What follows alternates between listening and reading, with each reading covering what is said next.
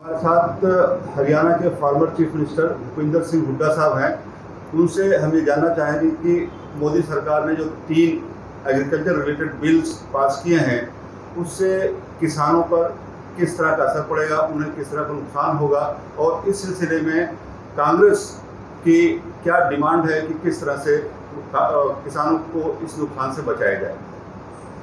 देखिए जय, जो ये फार्म बिल इंट्रोड्यूस किए हैं और ये ऐसा प्रोजेक्ट किया गया है, ये किसानों के हित में है, किसानों की आमदनी बढ़ाएगा, लेकिन इसमें बड़ी एनोमलीज रह गई हैं। ये किसान के हित में नहीं है जो आज के दिन है। जैसे इन्होंने कहा भाई हमारा कांग्रेस का नाम लेते हैं, 2019 में मैनिफेस्टो में था APMC का, तो इसको हम ख़त्म नहीं करना, हमने उसको रैशनलाइज करना था, मंडी को किसान के ज़्यादा नज़दीक ले जाना था ताकि उसको भाव मिले। ये एक कॉम्प्लिकेटेड सब्जेक्ट है।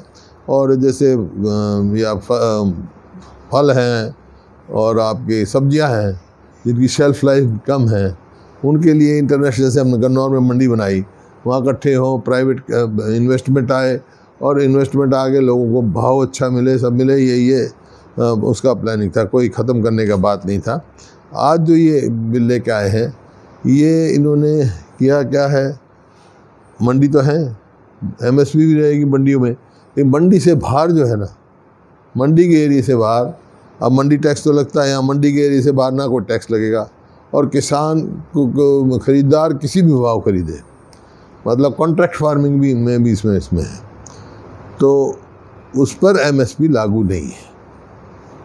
हमारा कहना ये है, और आज रविशंकर जी का इंटरव्यू है, ये कानून मंत्री जो है, बड़े काबिल हैं, दोस्त हैं मेरे, कि ये तो 2007 में हरियाणा गवर्नमेंट ने, जब मैं मुख्यमंत्री था, उस टाइम कॉन्ट्रैक्ट फार्मिंग लाए थे।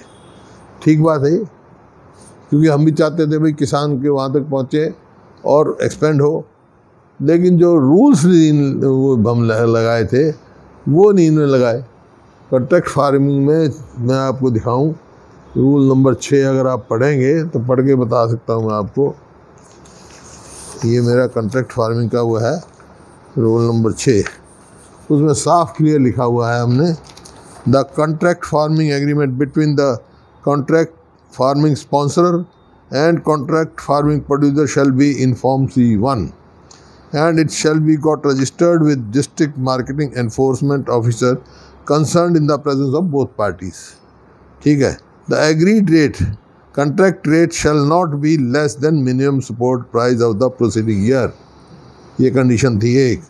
The buyer shall deposit an amount up to 15% of total price of agriculture produce as per agreed rate or minimum support price if the rate is not agreed upon, or bank guarantee for the sum with the community in which the land is situated as security. Where there is no minimum support price and no agreed rate, the amount of security shall be calculated at the rate of 15% of the prevailing market rate at the time of agreement. The security shall be released within a period of 30 days after the date of satisfactory performance of the agreement. इसका मतलब ये था कि contract farming ले आए, हम लेके आए, लेकिन ये भी लेके आए हैं इनमें, लेकिन ये जो प्रोविज़न नहीं रखा। हम चाहते हैं प्रोविज़न रखे, कोई भी आदमी बाहर ख़रीद करे तो कम से कम मिनिमम सपोर्ट प्राइस से ऊपर की हो, मिनिमम सपोर्ट प्राइस से कम ना हो, जो जिसकी अराउंड है, जिस क्रॉप्स की मिनिमम सपोर्ट प्राइस नहीं है वो प्रिवेलिंग मार्केट का रेट हो, किसान को मिले, ताकि किसान की प्रोटेक्शन रहे, किसान को गारंटी रहे कि उसको मिनिमम प्राइस मिलेगा। क्योंकि आज क्या हो रहा है, क्यों इस बात को हमने अप्रिशिएट कर रहे हैं, भाई ये देना चाहिए। आज मंडियों में हम क्यों एक्सपेंशन चाहते थे, उसकी रैशनलाइजेशन क्यों चाहते थे। आज भी आप देखें, हरियाणा में चले जाएं, धान की मंडी भरी पड़ी है, और ये अखबार में आया हुआ है, मंडियों में कौड़ियों के भाव खरीदा जा रहा है किसान का पीला सोना, क्योंकि खरीद करेंगे 1 अक्टूबर से शुरू, फसल आ गई 1 सितंबर को, किसान ने लाग दिया मंडी में 1 सितंबर को, उसकी क्षमता नहीं है इतनी एक महीना रखे, तो डिस्ट्रेस सेल करता है। तो इसी तरह इसमें भी हो जाएगा डिस्ट्रेस सेल, मिनिमम वो नहीं होगा। तो ये डिस्ट्रेस सेल ख़त्म हो, किसान को सही मिले। और जो इन्होंने कहा 2022 तक हम आमदनी दुगनी कर देंगे, उसका तो इससे ऐसे नहीं दुगनी होने वाली है। उसका दुगनी का एक ही तरीका है। मैं वर्किंग ग्रुप का चेयरमैन था, स्वामीनाथन की भी रिकमेंडेशन थी, हमारी भी ये रिकमेंडेशन थी कि एमएसपी जो है वो स्वामीनाथन के जो रिकमेंडेशन थी C2 फार्मूला जैसे कहते हैं, उस पर लागू होनी चाहिए। वो ये है कि टोटल लागत कितनी है जमा 50% मुनाफा किसान को मिलना चाहिए, वो एमएसपी होनी चाहिए, तब उसकी सस्टेनेबल रह सकती है आमदनी। नहीं तो हर चौथी पाँचवीं फसल तो किसान की खराब ही हो जाती है।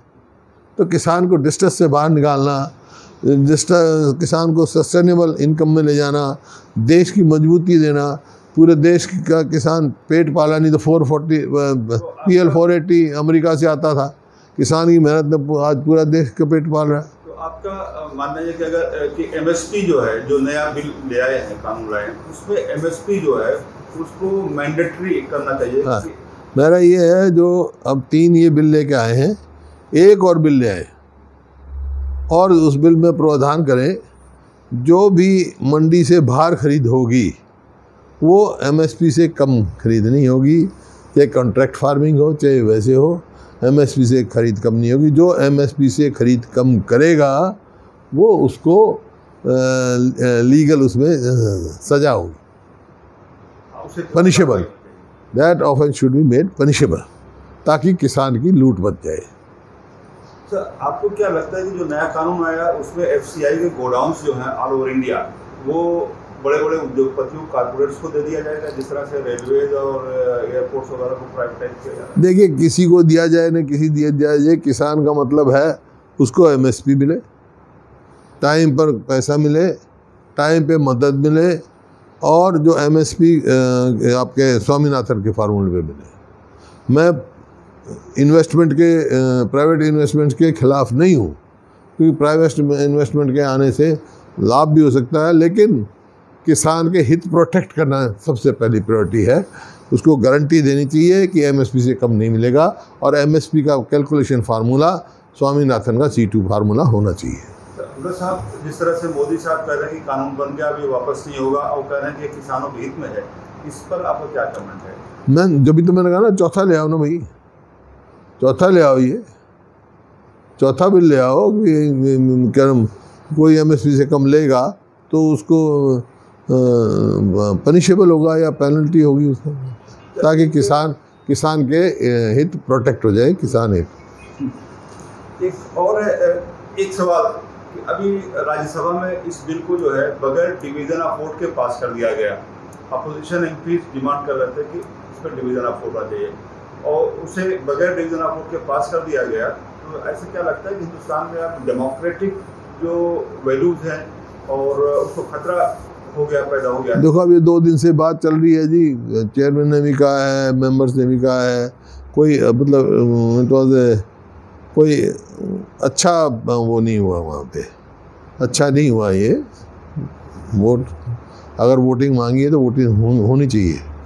जीते हारे अलग बात है, हम भी कितने बार सांसद रहे हैं, बहुत सारे हम वोटिंग मांगते हैं, हारते हैं, तो वहाँ कोई बात नहीं। जीतना हारना एक अलग बात है, लेकिन जो अधिकार है वो ज़रूर मिल जाता है।